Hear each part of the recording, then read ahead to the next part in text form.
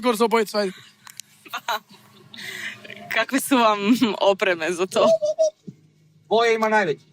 Ma, iskreno, Kosta je najjači. Ne, Boja ima najveći ego. Dobar!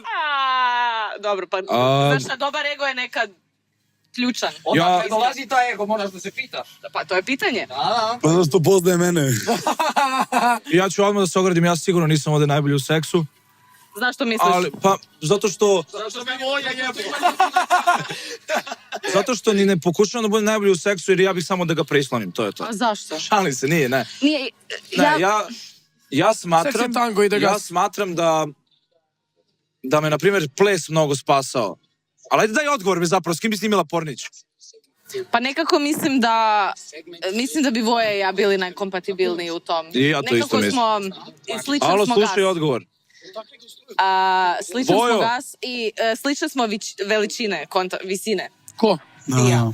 Da. Fair, ja Dobro. isto mislim to. I ljepše bi izgledalo na kameri, mislim. Ako se mene pita. Pa da, što ja do bi. Ipak tebe njega ne mogu da pobeđuje, dođem u kadar. braćo, ide gas. Veličina, je li veličina bitna? Je. Jeste. Ne, Onda šta? ne pobeđuje. Ne, gle, A što se vraćam, Dobro pored pitanje, smeju, brate. dobro pitanje. S njima je najče.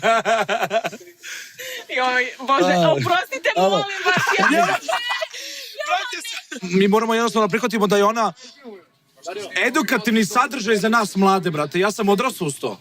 U Severinu. Da, to je osnovna škola, brate. To je osnovno znanje. Jel ti njoj zamjeraš to? Ne, ja mislim to ogroman plus za karijeru. Mislim, napravo to najbolji Ali ne zameram zato što ona nije znala da se to dešava. I stvar je, baš to ću kažem, ali- to ona ti nije znaš da se to izbacila, dešava? ona Ja lično. znam da se to dešava, ali poenta je da bi se to dogodilo tako i tako. Ti ne znaš šta taj čovjek ima u svom mobitelu. Mi